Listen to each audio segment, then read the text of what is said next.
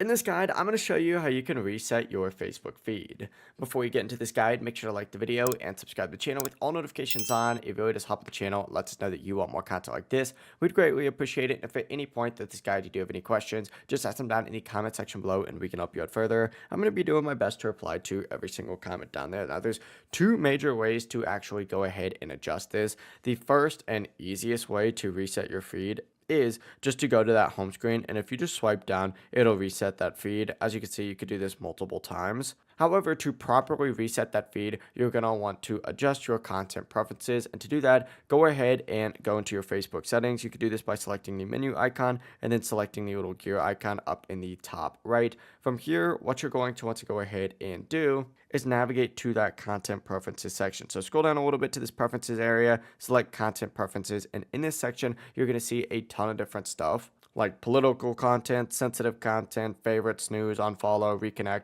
You're going to see all of these different settings. Essentially go through all these sections. Favorites, for example, you can add or remove whose posts you want to see more often. Snooze is going to temporarily hide posts from specific people. Unfollow and refollow is going to be, seeing posts from someone entirely, or reconnecting if you have unfollowed them before. These options will give you full control over who shows up in your feed. Once you finish adjusting your preferences, go back to the home tab and then just swipe down and it'll refresh it and you are good to go. It really is as simple as that. If you guys did have any questions, just ask them down in the comment section below and we can help you out further. I'm going to be doing my best to reply to every single comment down there. Before you do leave this guide, make sure to like the video and subscribe to the channel with all notifications on. It really does help us out. Lets us know that you want more content like this. We'd greatly appreciate it. Have a great rest of your day though.